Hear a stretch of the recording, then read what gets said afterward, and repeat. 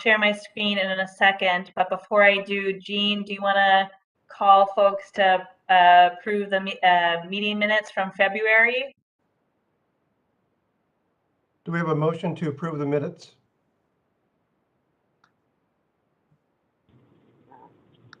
Motion to approve the meeting minutes as they are. Meetings are approved. Okay.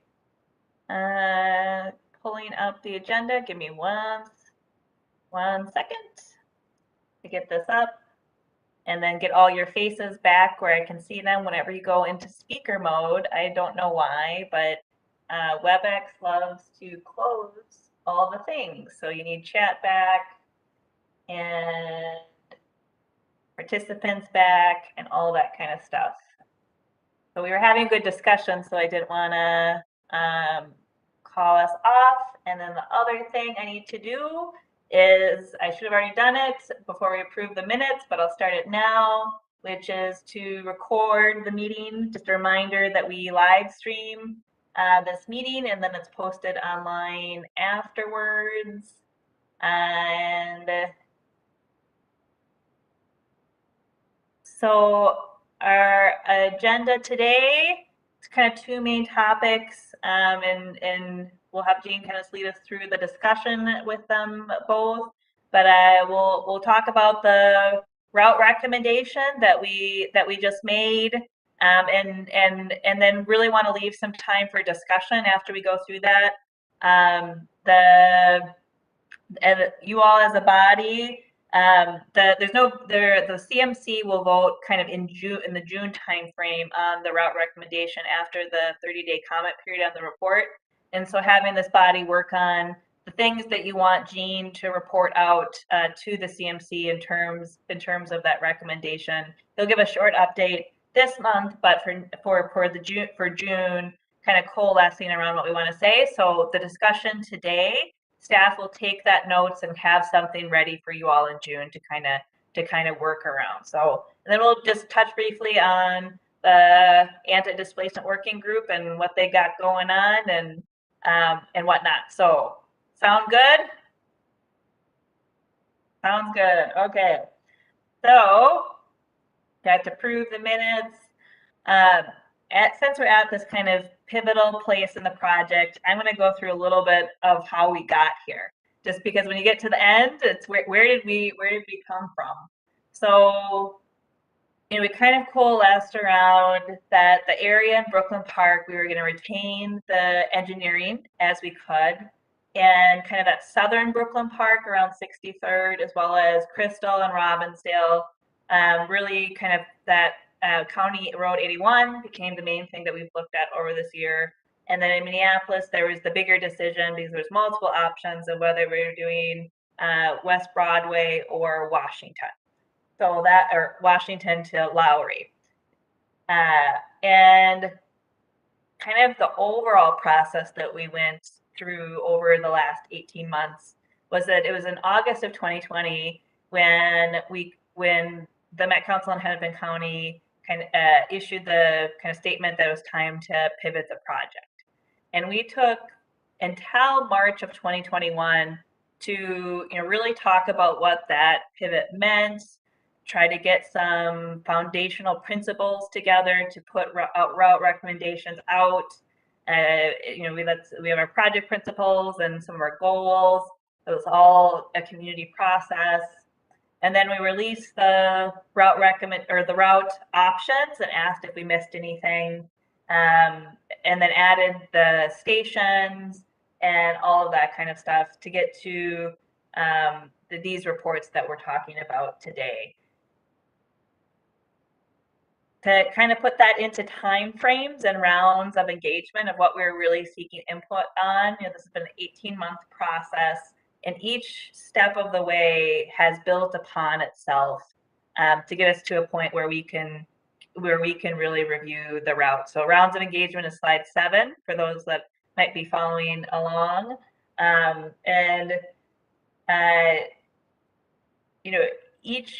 Each step of the way, we were always kind of looking for issues and opportunities and things that were the things that we needed to include and all that kind of stuff. So that over the last 18 months, that is culminated in about 300 meetings.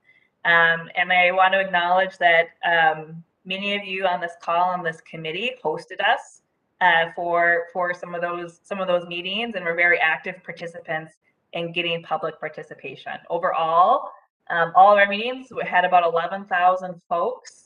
And we also did surveys. We had our interactive map. We had comment forms. We sent postcards.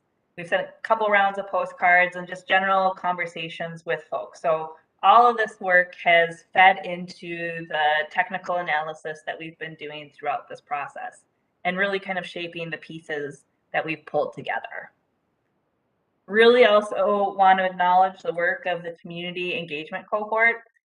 This was having this cohort model was something that we kind of put together as part of the project pivot, knowing that the community is really essential in that process, and that we rely on community groups quite a bit throughout our engagement process. So multiple rounds of what the cohort looked like, but overall a very robust group that was able to dive deeply into their networks to reach community, especially various cultural communities. And how did we make decisions through this process, right? So you all were part of this, and going from kind of issue identification teams and our what we call the TPAC, so Technical Project Advisory Committee, which are more of our city and technical staff, to the Community and Business Advisory Committee, the Coordinator Management Committee, and that is all brought into the Met Council. So this committee is super essential in giving us overall project direction through this process. During the draft report, we got about 500 comments. We reviewed some of that the last time that we met. So I won't go into it too much, but just kind of want to remind everybody that all these comments now are an appendice of the report, of the route modification report, which is posted online. And Nick, in a second, will kind of talk about some of give a few examples of how public comment changed some of the things how we looked at it. So with that, I will turn it over to him to kind of walk through some of the specifics of the report and the recommendation itself. But just really want to highlight to all of you, for some, it might have felt like this process was like that, like we didn't have enough time. For others, it might have felt kind of like forever, right? So threading that needle a little bit in terms of the overall process, and just also really wanting to recognize we went on a big journey, and now we're getting closer to the end of that. But that doesn't mean that we're at the end. It's actually the beginning of a lot of work that has to happen, which Nick will also touch on in a second. Yeah. So, all right. Well, thanks. Turn it over to Nick. Thanks, Sophia. This is the cover of the report, and drum roll is our route recommendation here is running from Target Field Station, bringing in the West Broadway Avenue option into the project, then running along County Road 81 in Crystal and Robbinsdale. So as you look off to the right-hand side is our new route map that we'll be using for the project, kind of where we're moving from now. So again,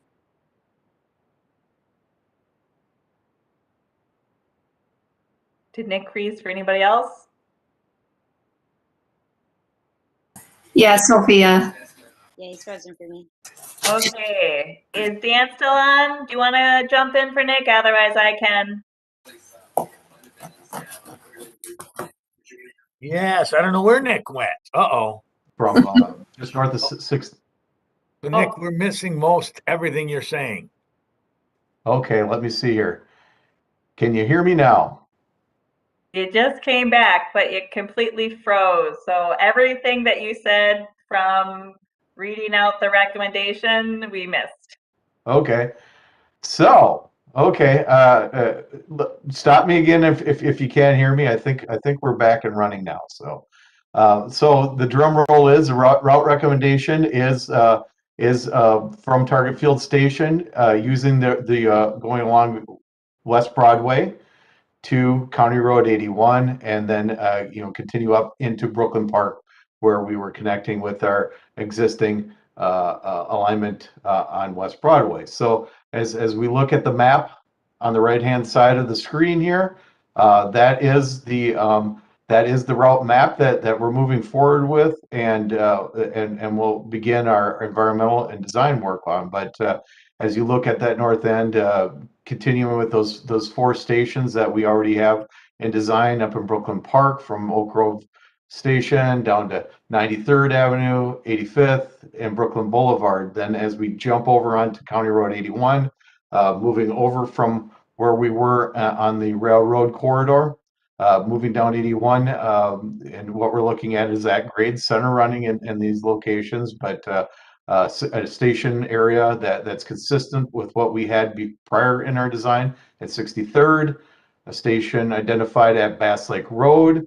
But then as we start diverting a little bit more from that freight rail corridor, looking at a station area in that downtown Robbinsdale area. A new station, which was an opportunity with this pivot, is a station at North Memorial that serves that area. Moving down onto West Broadway, a station in the Penn Avenue area, a station at Emerson Fremont Avenue area, a station area in Plymouth Avenue, and then that takes us down into Target Field Station. And you'll look on this map, we have some parallel lines there at that section of West Broadway from Lyndale Avenue to roughly Irving.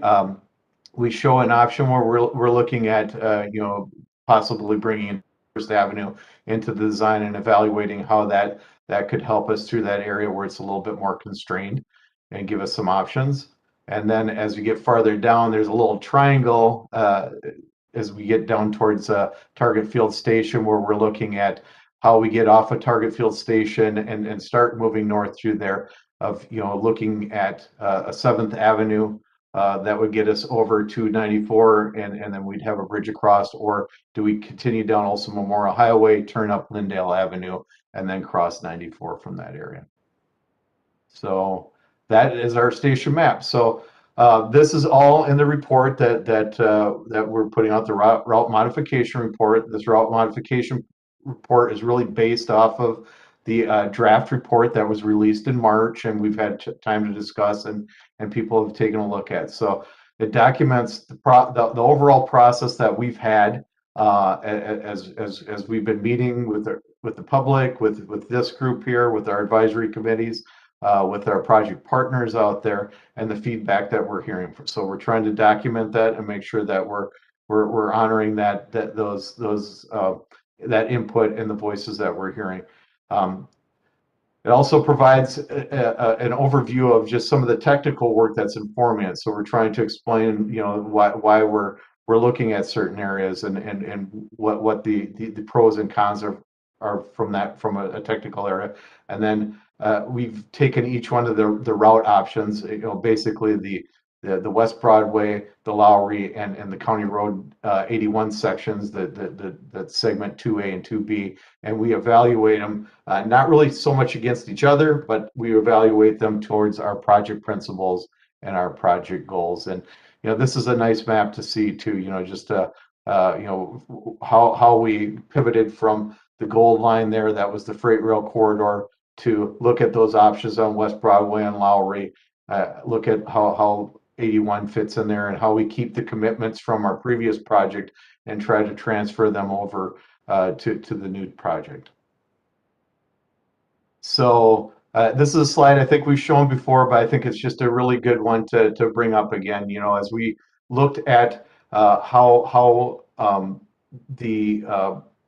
the evaluation weighs against our project principles and goals, we rate them with a poor, good, and an excellent. And obviously, as we move to the next slide, if it was poor, we weren't going to bring it forward because it really didn't meet our principles. So there was really not a reason to continue forward with that evaluation. But I think a big thing that this chart shows is well, one of the things coming off of the draft route modification report and listing, we broke up that the sections of County Road 81 between that Botno Boulevard area in Brooklyn Park and Crystal.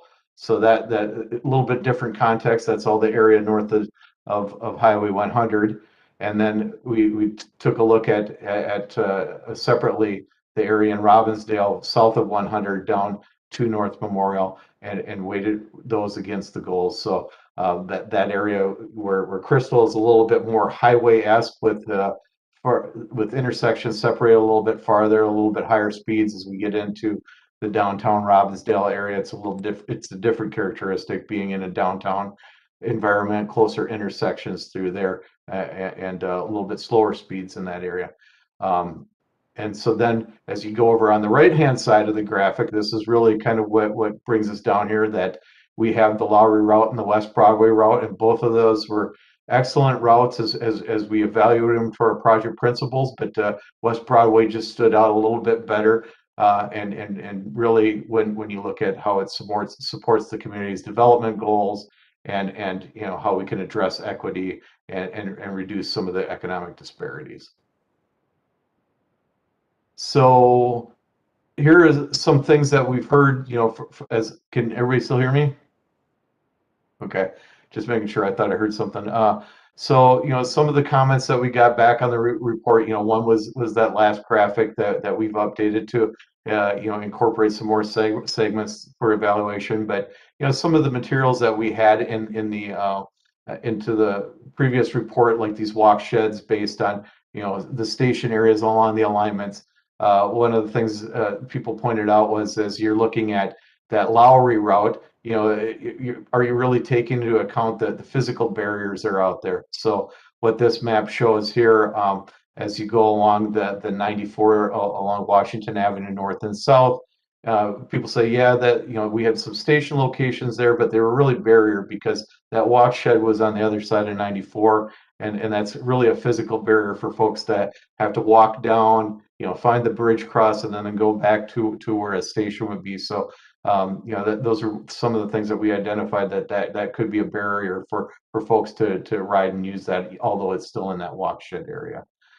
The next map is again a comparison to West Broadway, where that walk shed barrier there's still a barrier there as you get down in that little triangle just below 94 in downtown Minneapolis, but it's a very small area. It doesn't serve a lot of you know, destinations in this point, so it was a little bit more free, unencumbered from those barriers that we see there. So very large, you know, more accessible, more inviting for folks to walk to station areas.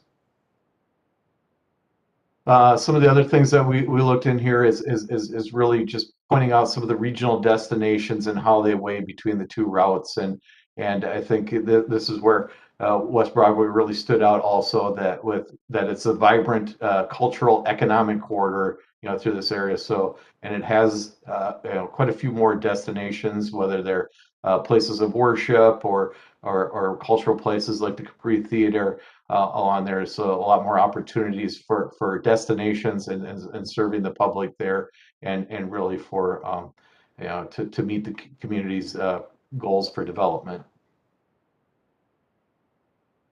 So as we said, we're rolling out this is the route options, and this is really just the start of where we begin with the work. You know, this is a lot of work to get to this point, but a lot more to come here. So as we look at the map, so in spring, we've released the report on the 18th. We'll have that 30-day comment period, which would close out on the 18th, where we'll get input here, and we'll bring those into our the discussion as it moves forward towards a recommendation.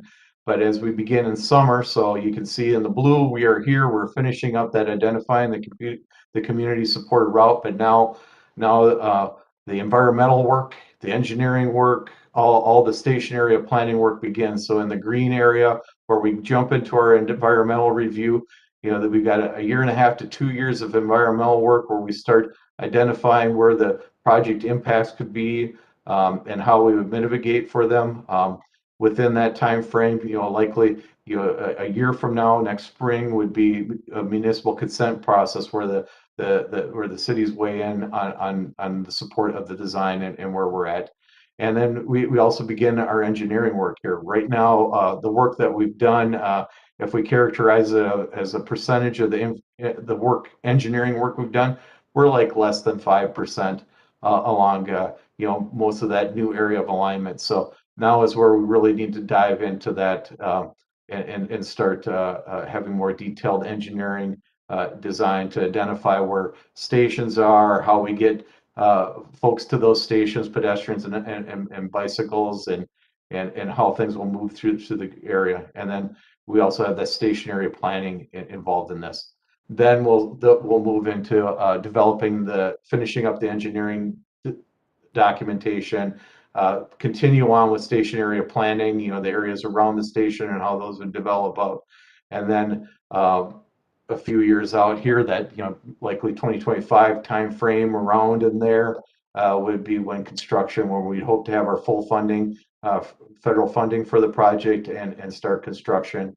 And again, our goal is to open this line for revenue service for passengers to be paying to ride on this in 2028. So we're just, again, at the very beginning of the schedule. We have a lot of work to do, and we will be ramping up our efforts. We'll be ramping up our staff. We'll be ramping up just all the work that we need to do. So I guess with that, any comments or questions or? And we would like to hear from everybody. So yes. Jean, I don't know if you can poke some of your fellow committee members, but it'd be a good moment to kind of do an around the table type discussion and have folks share their thoughts. Is it what they were expecting? Are they happy? Are they sad? We have a few questions that are included in the route recommendation report that, anybody can make any comment they want, but some of the things that, we've been framing and asking folks is, do you agree with the recommendation? Why or why not? What else do you want our policymakers to know as they move forward with a decision? And also, as what do we need to do kind of to ensure that to make the project the best it can be as we move forward into these next stages?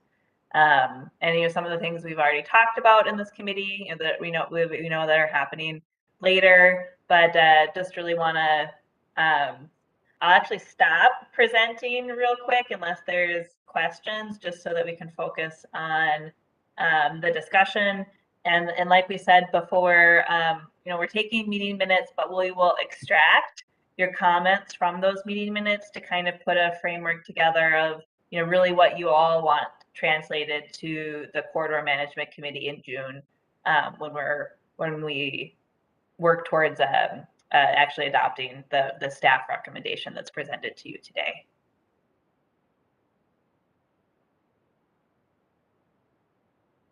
I just want to make a comment that this is Giuseppe. The Broadway alignment has been a long way coming, and I think it's the right alignment, and it has been the alignment that a lot of people I've talked to would have preferred from the beginning. So kudos to arriving to that conclusion. I'm hoping that it ends up getting more support business-wise as well as community-wise, but I think it's the right alignment for North Minneapolis. Just from a Minneapolitan standpoint, I think it's the right choice.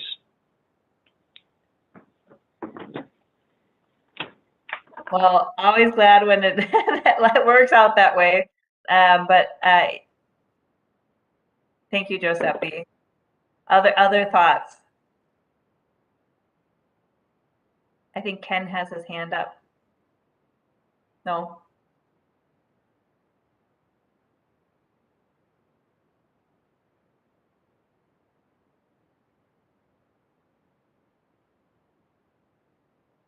Jean, thoughts from you? Calling people, I know Brett's a little in transit, Catherine, others? This is I'm Peggy ready. Sue. Oh, sorry. This is Peggy Sue. I think the route alignment is really good. I think it aligns with what my preference was going into this. I think it really prioritizes North Minneapolis, which is what's needed. So I'm really supportive of this alignment. Thank you. Hey, Brett has his hand up. Yep, I'm gonna jump in. Thanks, Nick. Amazing work. Thank you everybody for what has been going on. When you look at it in graph form, yes, a lot has been done. So again, kudos to the team to pull everything together from that standpoint. Yes, I'm of support. You guys knew exactly where some of my thoughts were to start, especially in relations to West Broadway and its amenities, North Commons, the Davis Center, several other things that's starting to emerge, and new opportunities as well with Satori and several other housing developments. So it's a great moment for North Minneapolis. I love seeing 2028 to kind of put a pin on that to say, hey, look, let's get some people riding as well. But it starts to cut down that wall, that figurative wall of around North Minneapolis. It literally cuts through it. As we're now connecting North Minneapolis to the rest of the metropolitan area and eventually the rest of the state. So this is a great day to start the process. There's still a lot of work to be done. And again, I think you've heard the comments from Catherine and others regarding anti-displacement, the impact that's on the community itself. So hopefully we double down and making sure that we invest in communities, help bring community along through this whole process, and make sure that we're ready to ride together and moving on from there. Thank you, Brett. Jean, you're the committee chair. You got your hand up. I think it's your court.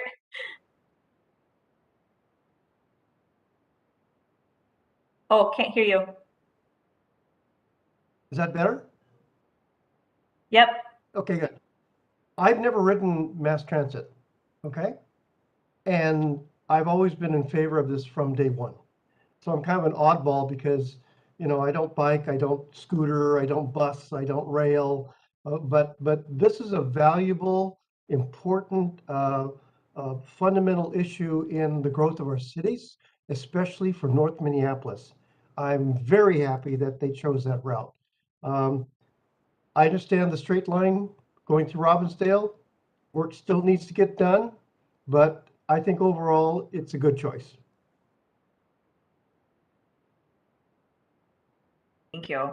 And I forgot to say when Brett was speaking too, is that we really want to also really invest in the outcomes that the anti-displacement working group will kind of put together as well, just to make this project the best it can be for the city, as well as continuing to work through the concerns and the design challenges that Robbinsdale would like to work with us on. So both those things, I mean, the project team is very committed to seeking the best solutions for. Ellis. Hi. I'm in favor of where we're in, where the line is. I'm pleased because it seemed like kind of one of those rare opportunities where it was both kind of the safest choice in some ways, but also the choice that had the most potential kind of down the road. So that's exciting. And thank you for everything you guys have done so far, everyone in here. And you know, I'm excited to see Jean on the line. I'll take you for a ride. We'll get after it. So yeah, thanks everyone. We'll make sure you both have opening day tickets at the opening ceremony, so you get on right away. Even in testing, sometimes we take folks for rides, so we'll have to keep you both in mind. I know for our Brooklyn Park members of the committee, you know, the alignment has been more set in that area, but this project and where we're going is also for you to connect to regional destinations. Maybe you want to get to the V3 Center or the Capri or wherever you're going. So really want to turn it over to Cathy or Ottawa. If you have thoughts of where we are, please feel free to chime in. Go ahead, Cathy.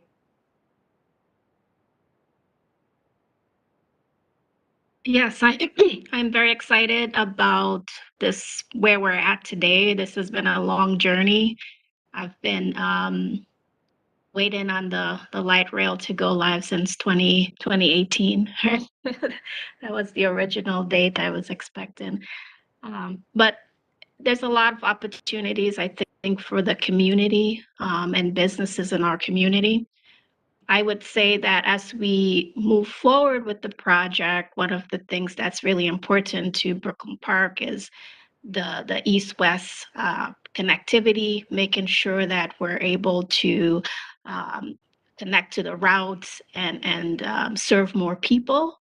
I think that's going to also help with equity as well. So thank you.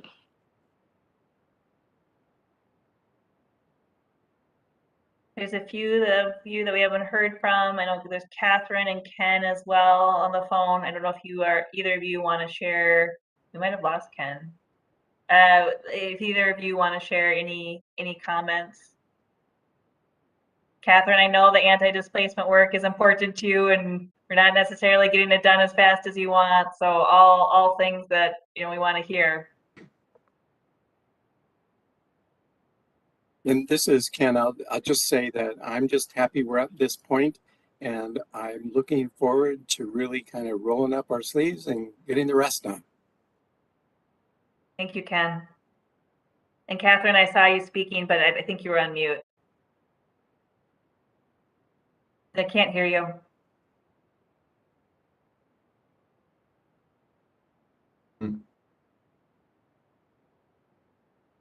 See if I can help at all. I see you're unmuted on our end.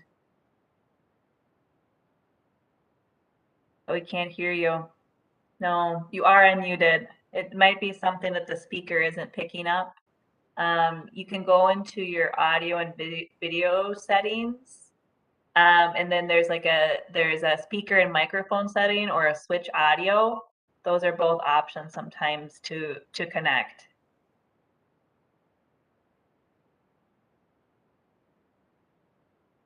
I guess don't be afraid either to share your concerns. I mean, even if you support the alignment, I know that we've heard a lot of concerns, or about protecting certain areas, or about how we fit within the context, or how traffic and intersections will operate. I mean, we're interested to hear those specific things too, because that's going to be beneficial to us as we're moving forward into our both environmental but engineering and design portion. So see if Catherine got it working. Oh, Sophia, I was going to ask. I had to take a phone call, and I wanted to see if Catherine had anything, because I'm always interested to hear what she has to say. Oh no! We can't hear her. She's unmuted, but having trouble connecting with the audio. One of the things you can do too is you can ask it to call your phone and take the audio on the phone. Might be an option. I think we've been able to hear from most of the committee members otherwise. Sophia, I want to go back and just mention one. Oh, Peggy Sue's got her hand up. Yeah, I guess I had one question in terms of just, this is a very future forward question, but, because the Lowry route wasn't selected, I just want to just maybe flag that I'd like to at least be somewhat included. And I know that there'll be a transit study that gets, when you get a year or two outside of operation date, you'll start to revisit where bus routes go.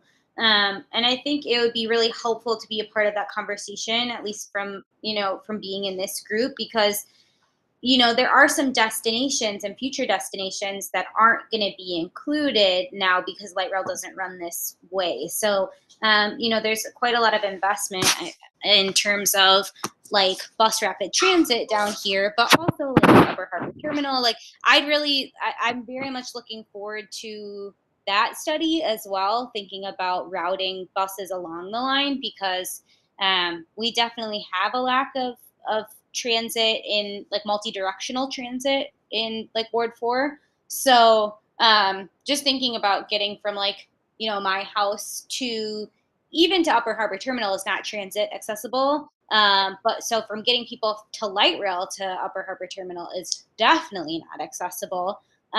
So I don't know, just something to flag in the future of I'd really like to, you know, be involved in those conversations if that's possible, or like just really want to call it out to just that there's some gaps now that are created from not selecting that Lowry route, and really didn't, even the Lowry route didn't really solve those gaps, but this is not the only investment in wards 4 and 5 that I think need that transit access. That's a really, really good topic to pick up, and you know, with our service development, having that full discussion, both on the micro level, but also like the macro level of the area in terms of where you're reaching and how things are working. And you know, we will have various advisory committees throughout this entire process. We do kind of rename this group a little bit when we get to construction. You know, we try to, but we'll continue the advisory process throughout, and we'll just also note interest in that particular question. It's definitely one that we've heard a version of it too, right? Is that just really recognizing that Lowry is also a corridor in need of transit investment that deserves transit investment. And you know, we're very conscious that when you make one decision, even if you know you get a lot of support for it, some folks are, you know, so the first things you hear, right, is from the folks that are disappointed because they were hoping for the investment and didn't work in their favor. So you know, the project team is kind of trying to keep track of these things, and as we kind of move forward. But those discussions have started, you know, internally with Metro Transit, with our leadership, and with service planning. That is the desire for the community, and that we need to keep evaluating and looking at that. So it's good to keep the pressure on us, so we keep that communication going. But it is happening too. I don't think my. There we go. Yes, a little quiet, but we can hear you. We'll listen very carefully.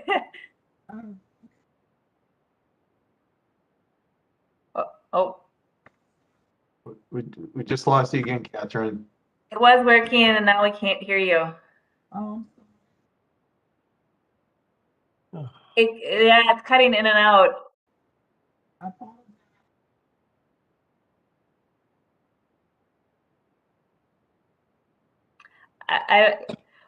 Well, Catherine, feel free to put some of your thoughts in the chat. We'll for sure capture that in the notes, or you can call myself or Dan or Nick or Kirsten or Panu. And I think we introduced them. Oh,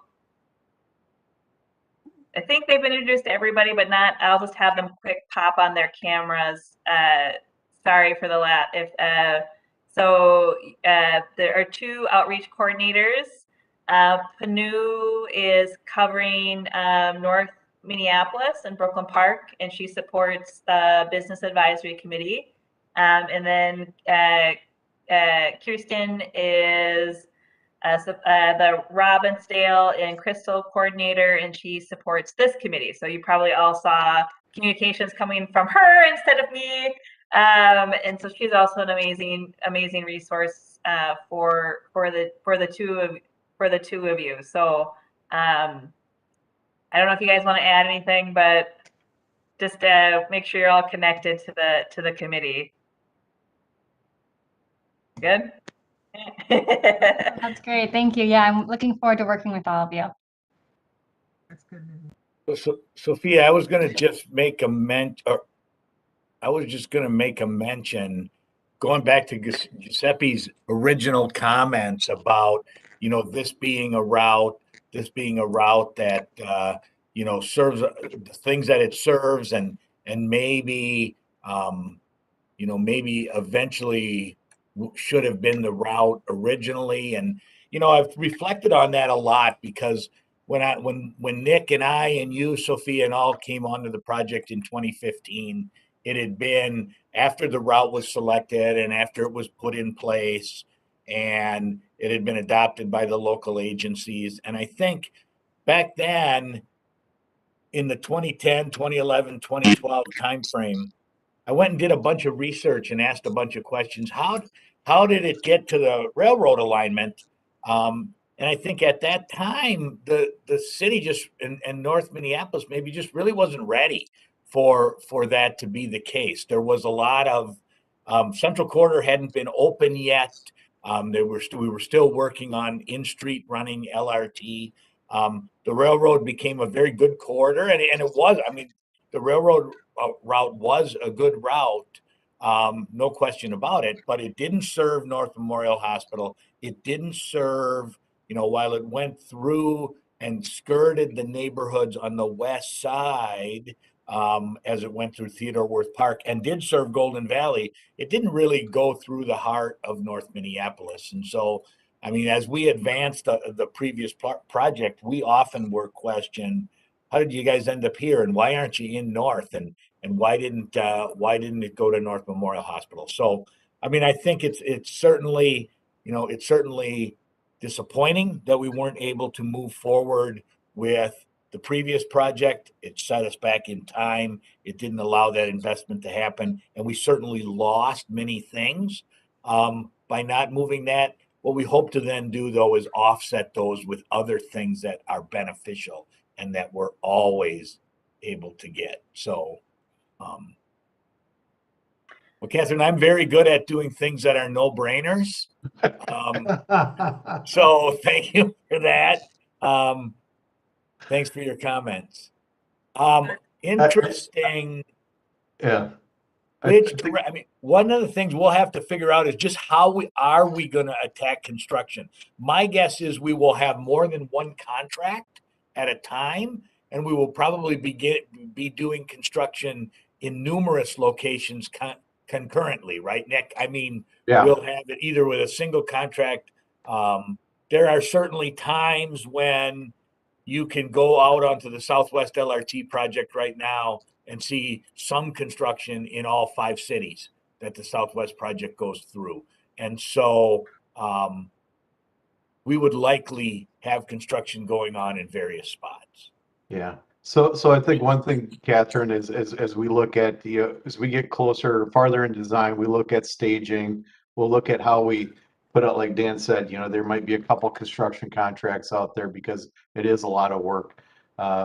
So spread it out, but we try to make sure that we're getting through an area quickly, as efficiently as we can, but with try to also minimize that disruption to the area too. So, we try to stage through it to get that contractor out from in front of folks and get access back, full access back a lot quicker to an area. So that's a lot of work that we'll be doing it. And, we'll work with this group too here as we start looking at our staging plans, but that's a few years down the road. Yeah.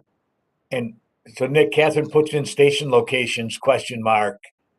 In the south part of the alignment, Minneapolis, Emerson, Fremont, Penn, in the Robbinsdale and downtown Robbinsdale section, we are still saying station study areas. So we know there'll be a station around Penn, around Emerson, Fremont, but exactly which corner, what kind of configuration, we want to let the design evolve a little bit to get an idea on what fits best in those. And we'll have public engagement similar to downtown Robbinsdale. We've talked about south of 40th. We've talked about between 40th and 41st, future land use development, current land use development, existing right away. All of those things will be factored into where the best places are. So your question on diversity and staffing, Catherine, we'll be starting that process. We are kind of beginning to take a look at staffing to get going because we got a lot of work to do, and diversity and making sure that inclusion in our team is going to be a key for us as we move forward with that. I mean, it's our commitment to the community, and we just know that that's how we're going to serve the community best by representing the community, by having those different voices and making sure that we're intentional about that. So, and Nick, that goes two ways. It goes on our own direct hiring at Hennepin County and Met Council, and then it'll be part of our hiring of consultant engineering services and other services that we hire for. Yes. And kind of with that, if those are, in case you're all not following the Metro Transit job boards very specifically, we're currently have applications open for the project director. Instead of some of us doing kind of the various lead roles for the project, actually getting our official boss in place. So that application is open towards the end of the month. And our HR is really spreading the word very wide. And then to what Nick was saying, we're going to try to do some having diversity on the team is super important, and we will be very conscious of that in our hiring for the project team and definitely in our contract and service. Miss Cathy Gold too is working with some folks at the Met Council right now in terms of some of our job and training programs, as we've heard that is super important for the community. So thinking of how we get some of those pipelines going for folks as well. Should we talk about coordinating? Yeah, should we talk about coordinating with new development? So as we learn of new things, guys, we're visiting with those developers. We're visiting with our colleagues at CPAD in the city of Minneapolis. Jim Voll's on the call tonight, and Amber is as well, and they both work with us all the time. So they're helping us understand what's going on with development, and so as we can get in early and talk about what things might be happening with project designs in and around new development, we can hopefully help coordinate those two efforts together. Sometimes we get surprised. We don't know everything that's going on.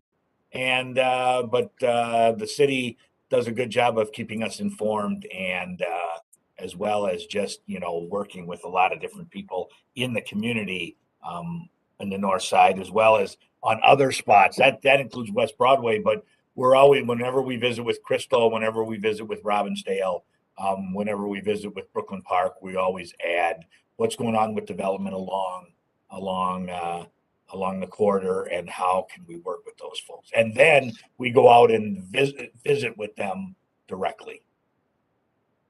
Catherine, when you say, will you stay on West Broadway or detour to 26th, do you mean 21st? Okay. Yeah. Good question. Good question. And the answer is, you don't know yet. Maybe. We will lay out options that stay on West Broadway with both directions of roadway and both directions of LRT. We'll lay out some options that bring LRT up to 21st. We'll maybe lay out some options that split LRT between West Broadway and 21st. We'll look at right-of-way impacts, business impacts, take feedback from the community, and really try to put in place what works best for everyone. So that's going to be a big piece of, while we know the route is West Broadway, the design and the final configuration throughout a lot of it, and especially on West Broadway between Lyndale and Irving, is one that really needs additional engineering work to move forward. We also coordinate with the park board, which is, I think, the next question, in connections to the grand rounds and how all of that works is, Brad even brought up to, North Commons Park and some of those major places are, things that we hear from the All park park. board. Yes. Yeah. We have been coordinating with the Minneapolis Park Board, and now that the alignment's chosen, we will even coordinate with them more because as Sophia said, we know North Commons is close, and they have already said that they're focusing on that park, and a transit connection to that would be great. That they voiced that, but as we're going up Lindale, Hall Park is another park that'll be on both sides, and they have said that there's things that they would like to do to open up that park and make it more inviting from Lindale that we'll be coordinating with. And then as we get up to Lowry, and at North Memorial where the grand rounds comes through, that again, we've talked with them, discussed with them what our options are, and they've been very supportive of a station there and want to make sure that we have a good connection to their system in that area. So yes, a lot of work will need to be done. The Dan Solar bike trip is to go from Minnehaha Park up to Robbinsdale and then take the train back so that I don't have to ride my bike back. So that's why, there's lots of spots. That's a good piece because as you go through Minneapolis, there's lots of spots where you touch the grand rounds with the blue line, and you can have some of those connections then. I've heard somebody say that it could be called the Grand Round connection or the Grand Round alignment. Instead of the blue line, the Grand Round line? Yeah. Well, anyways, folks, really great discussions and feedback and questions. That we really wanted to capture some of these thoughts as we're at this very, pivotal point. And for everybody that's here, think a little bit more about anything that you'd want really kind of included when we get to the June meeting, to really translate up to the CMC and the Hennepin County and the Met Council. So we'll pull out the comments that you gave us today and pick that discussion up again when we have all the feedback on the draft, or not on the draft report, on the route modification report. So I'm going to, and if people have thoughts before the meeting is over, we can come back to it. I will share again, and we'll give a little bit of an update on the anti-displacement work. Let me get my chat back so I can see if anybody's asking questions. And Cathy's here to also answer questions. As we get to this pivotal point in the project in terms of selecting a route, wanted to kind of touch base with all of you because the formation of the anti-displacement group has also been a process, and one that all of you have been very instrumental in developing. So just really want to reflect back to all of you, all of the direction that you've given to the project team in getting this work kicked off. So, we heard, early on that the light rail, it's about the transit connections, the regional destinations, and minimizing barriers and all that kind of stuff, but also this community desire of building wealth and making sure that the people that live in the community now benefit from the investment that's happening. And we had lots of discussions about all of that, and just this wanting to make sure that the light rail does what is intended to do. And so you all set out with us this goal of creating. We kind of identified that we needed to have a process around anti-displacement, right? That we needed to have robust engagement around it. And you all helped us get to this place where having these implementable recommendations was really important. And we kind of had a discussion, right? It was something that needed to be convened by a third-party facilitator, right? The solutions didn't just lie with Met Council or Hennepin County or our various city municipalities. It was something that might need to be collective. You all wanted to be connected to it, right? So reporting regularly to our advisory committee, having a clear work plan, all that kind of stuff. You all helped us build that table.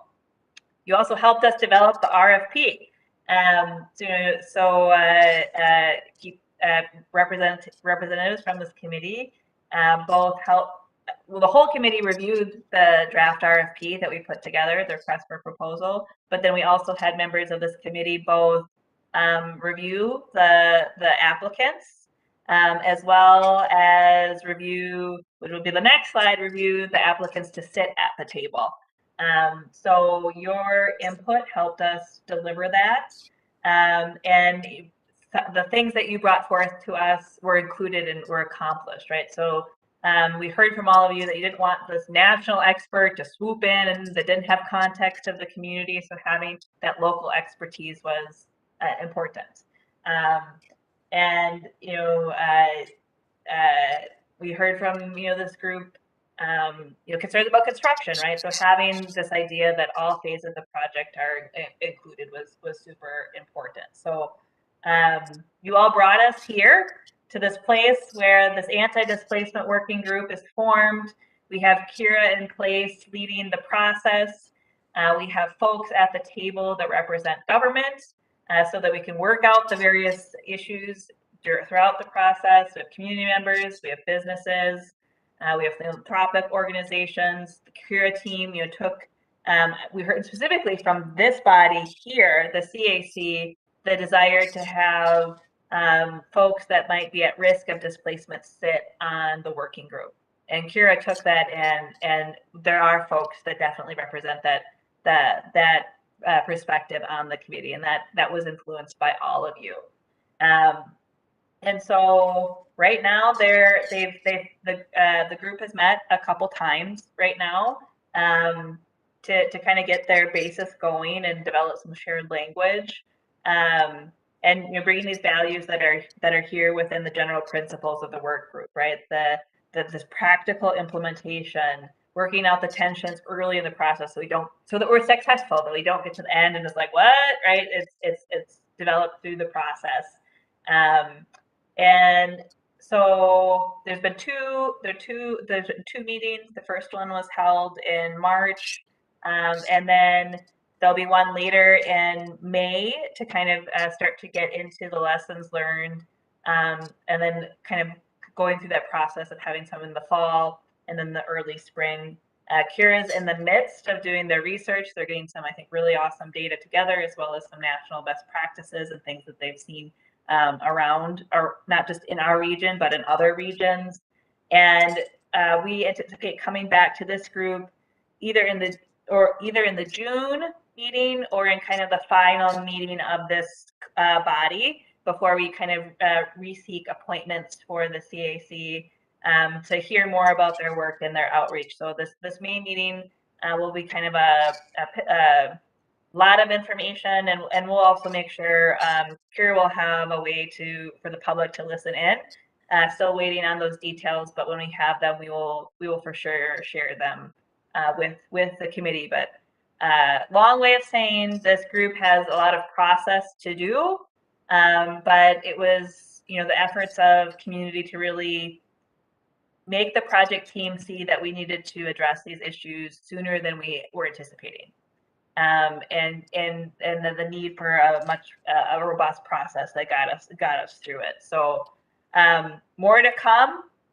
A lot of it will kind of feed into our next round of work, but because we're at this pivotal point of the route recommendation, just also wanted to kind of look at where we've come in terms of our anti-displacement work as well. Before I switch topics, of course, now I want to open it up to any thoughts from the group.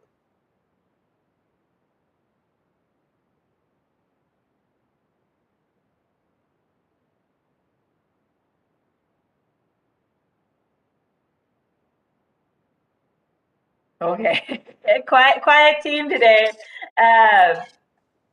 So Catherine's asking if there'll be any action between the group before the final recommendation. And Catherine, you know, there might be things that we are able to spin off pretty earlier in the process and get implemented.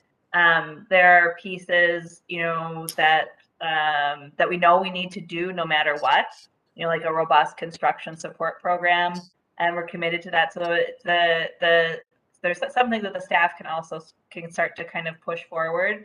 We hope it'll be a process. This May meeting will be the first pivotal one where we really dive into some of that thought process, and as early as we can, we'll start. I'll switch back. So. Sophia, if I could add something too, in the interim too, Catherine, the governments are setting up their internal work groups for Hennepin County. That means a whole lot of disciplines around the table. So I'm help coordinating that effort. Each government agency will have those internal working groups to, you know, vet through some of the discussions that are happening at the committee or the community anti-displacement work groups, to really, you know, try and come to some sort of actions and a path forward to implementing whatever that ask is. So we're busy trying to get all those groups established, and in that interim as well, compiling a list of all of the programs, policies that are currently in process or being implemented or are in they're in I forget what my word wants to be here, but they are we have them working, and you know, where are the gaps?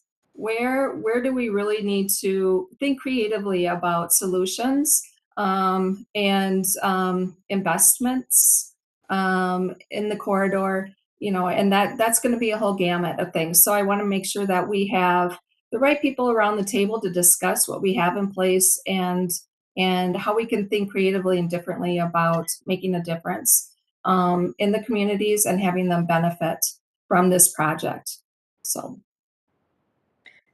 One of the early things that kind of came out of the group too, and one of the Cathy's answer spurred it, is that you know, folks really asked about federal dollars. Mm-hmm. Are there other federal programs or dollars that we could really be tapping into to fully leverage benefit? And kind of Bellwether Consulting, which is a sub of Kira, as well as kind of our government groups are looking into that question. So to the extent that we can really, you know, identify things and start latching on and getting them done is definitely part of what we're hoping to do. And we'll definitely have a more focused, to your next focused conversation. This May work that it's late May, or maybe it'll end up being in early June, where they have this 8-hour session. Both the folks are, you know, free to kind of listen, and we'll have the link. We'll work with Kira on what that looks like and share that out.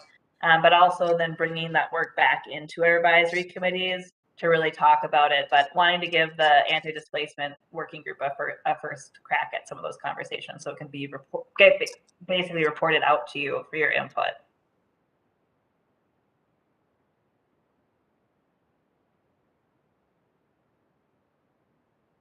Yeah, and shared language and problem setting, for sure. They're doing that right now.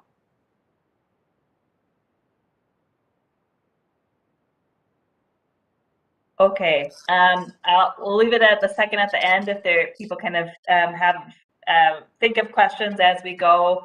But kind of before we kind of end the meeting, our next meeting is scheduled in May, which is actually just a couple weeks from now. We are recommending right now potentially canceling our May meeting. We'll be in the middle of the comment period. We won't really have many updates. The anti-displacement working group won't have had a chance to have their Saturday meeting. But then meeting again in June. And kind of the question on the table is, our CMC, required by open meeting laws, has to go back to in-person. This group has the choice if we want our next meeting to be in person or continue to be virtual. And so just kind of wanted to take a little bit of a poll. And you can feel free to just write it in chat if you which you prefer, and if you're willing to share any whys, that would be awesome too. So getting it in person. So one in person. Brett, that's a thumbs up for in person. Jean says in person. In person is good. This is Giuseppe. Another, Catherine's fine with either, though prefers virtual. And I suspect we could do a mix of both, right, Sophia? We could do a hybrid meeting. Yep, that is an option. The best way to probably do both is to be at a Metro Transit facility so that we have good internet connection and things like that, which might mean folks driving out to the Southwest/Blue Line project office. We're in the same building right now, so that we can offer both. There is a bus connection, but it won't be available probably at the end of this meeting for our St. Louis Park office. We could also meet at Haywood.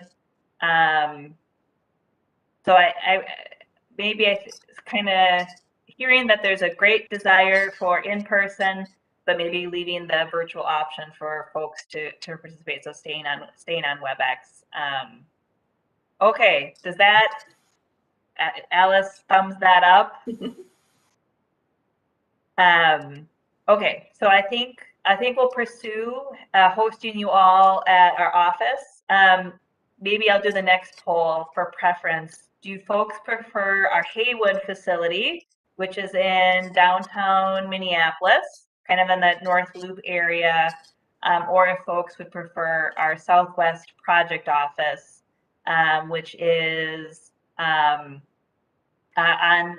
in St. Louis Park, right at the border of Golden Valley, on the Highway 394.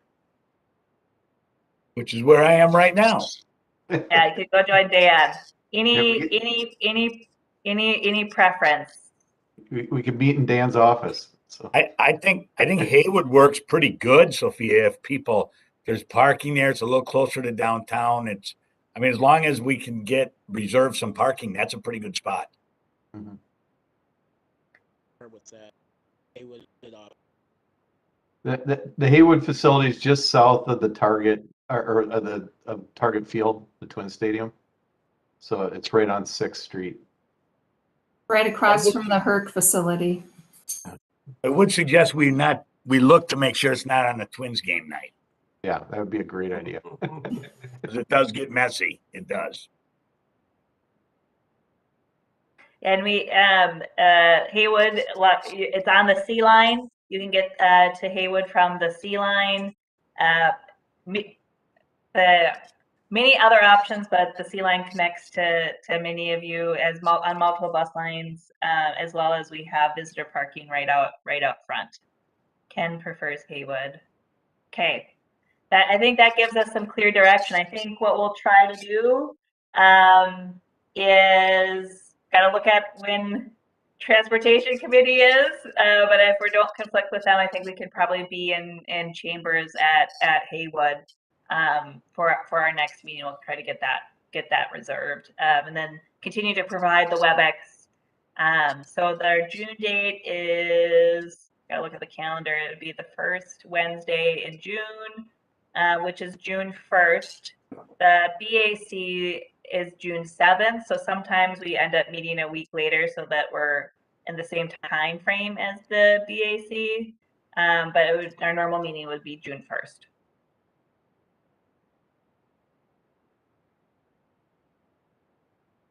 So Haywood with a virtual link option is I think what we'll go for. Okay, well that settles that.